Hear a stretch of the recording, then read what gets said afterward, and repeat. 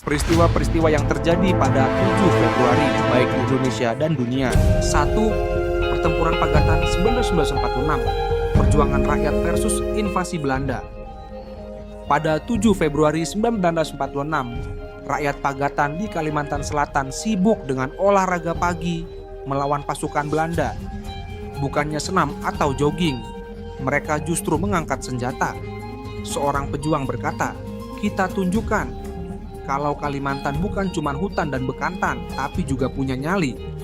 Pasukan Belanda mungkin mengira bakal mudah merebut wilayah ini, tapi ternyata rakyat Pagatan lebih gesit dari bayangan mereka. 2. Peristiwa Talang Sari 1999, ketika dusun kecil jadi sorotan. Talang Sari, Lampung, biasanya tempat yang tenang, tiba-tiba jadi headline besar pada 7 Februari 1989. Bentrokan terjadi dan suasana mendadak lebih panas dari sambal terasi khas Lampung.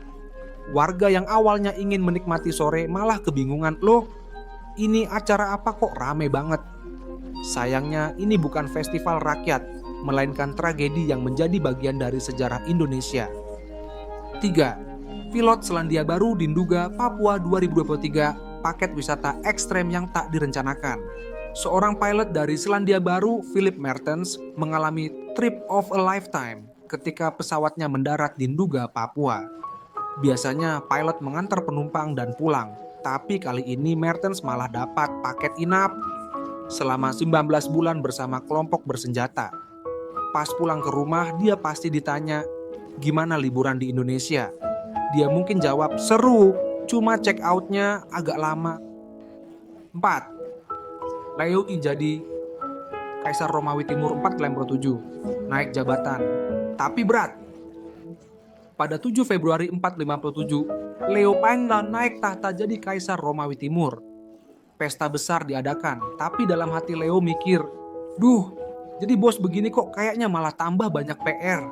Dengan segudang masalah di kekaisaran, dia sadar kalau dulu cuma tinggal tanda tangan dokumen, sekarang dia yang harus mikir solusinya. 5. Edward jadi Pangeran Wales pertama 1321, gelar baru, beban baru. Pada 7 Februari 1321, Raja Edward Tenblat ngasih gelar Pangeran Wales ke anaknya, Edward Dagla. Mungkin awalnya Edward Dagla senang, "Wow, gue pangeran sekarang." Tapi begitu tahu harus memimpin pasukan dan menghadapi pemberontakan, dia baru sadar, "Oh, ini bukan kayak jadi ketua OSIS ya." 6. Grenada Merdeka 1974, lulus dari Inggris. Pada 7 Februari 1974, Grenada resmi merdeka dari Britania Raya. Warga merayakan dengan parade dan pesta. Seorang warga mungkin berkata, "Akhirnya kita nggak perlu laporan ke London tiap mau ngadain acara sendiri. Kalau dulu harus izin ini itu, sekarang Grenada bisa atur sendiri tanpa khawatir ditegur." 7. Uni Soviet melepas monopoli kekuasaan 1990 dari satu partai ke banyak pilihan. Komite Sentral Partai Komunis Uni Soviet pada 7 Februari 1990 akhirnya bilang, "Oke deh, kita bagi-bagi kekuasaan." Setelah sekian lama jadi satu-satunya partai, tiba-tiba muncul banyak partai baru. Warga pun bingung, kemarin cuma ada satu pilihan, sekarang malah pusing milih yang mana. Pada tanggal 7 Februari 1989, terjadi insiden di Desa Talangsari, Lampung, Indonesia yang melibatkan bentrokan antara aparat keamanan dan kelompok masyarakat setempat. Peristiwa ini mengakibatkan korban jiwa dan luka-luka, serta meninggalkan dampak mendalam dalam sejarah hak asasi manusia di Indonesia. Halo temanku semuanya, channel ini adalah tempat kita berbagi cerita dan momen sejarah untuk dikenang. Tulis di kolom komentar hari yang sama sesuai tanggal cerita ini berkesan yang selalu kamu kenang dengan syukur dan rasa bangga. Jangan lupa untuk like, share ke teman dan kerabat kamu agar kita terus bisa berbagi sejarah dan inspirasi. Semoga setiap langkah kita diridhoi Allah dan membawa manfaat bagi sesama. Peristiwa Talangsari terjadi pada tanggal 7 Februari 1989.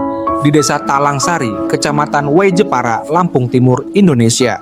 Insiden ini melibatkan bentrokan antara aparat keamanan dan sebuah kelompok masyarakat yang dianggap melakukan kegiatan keagamaan dan politik yang menyimpang dari pemerintah.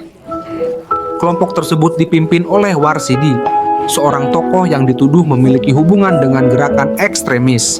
Pemerintah saat itu menganggap aktivitas Warsidi dan para pengikutnya sebagai ancaman terhadap stabilitas nasional. Aparat keamanan melakukan operasi untuk menangkap Warsidi, tetapi bentrokan tak terhindarkan. Operasi tersebut berakhir dengan korban jiwa dan luka-luka, baik di pihak masyarakat maupun aparat. Jumlah korban tewas dalam peristiwa ini menjadi topik kontroversial. Laporan resmi menyebutkan puluhan orang meninggal, tetapi beberapa kelompok HAM menyatakan jumlahnya jauh lebih besar. Peristiwa Talang Sari juga menyisakan dampak psikologis dan sosial yang mendalam bagi para penyintas dan keluarga korban. Hingga saat ini, peristiwa Talang Sari masih menjadi simbol perjuangan HAM di Indonesia. Upaya untuk menyelesaikan kasus ini secara hukum terus diupayakan oleh berbagai pihak. Sumber cerita: Wikipedia, peristiwa Talang Sari 1949.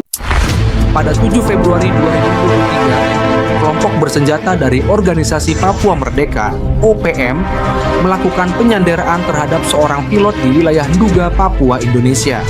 Insiden ini menyoroti konflik yang berlangsung di wilayah tersebut dan menarik perhatian nasional maupun internasional. Halo temanku semuanya, channel ini adalah tempat kita berbagi cerita dan momen sejarah untuk dikenang. Tulis di kolom komentar hari yang sama sesuai tanggal cerita ini, peristiwa berkesan yang selalu kamu kenang dengan syukur dan rasa bangga. Jangan lupa untuk like, share ke teman dan kerabat kamu, agar kita terus bisa berbagi sejarah dan inspirasi. Semoga setiap langkah kita diridhoi Allah dan membawa manfaat bagi sesama.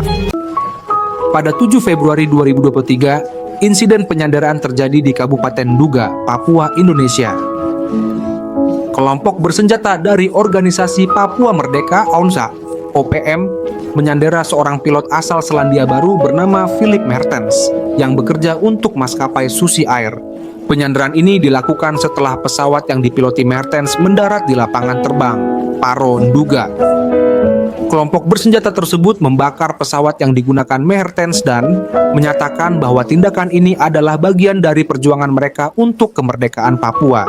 Dalam pernyataan mereka, OPM menuntut agar pemerintah Indonesia mengakui kemerdekaan Papua sebagai syarat untuk membebaskan Sandera. Insiden ini menarik perhatian nasional dan internasional, mengingat keselamatan Mertens menjadi perhatian utama berbagai pihak, termasuk pemerintah Selandia Baru. Di sisi lain, pemerintah Indonesia mengutuk tindakan tersebut dan berupaya menyelesaikan konflik ini dengan pendekatan keamanan serta diplomasi. Hingga kini, kasus ini menjadi pengingat akan kompleksitas konflik di Papua, termasuk persoalan sosial, ekonomi, dan politik yang melatar belakanginya. Sumber cerita: Wikipedia, Anasden, penyanderaan di Nduga 2023.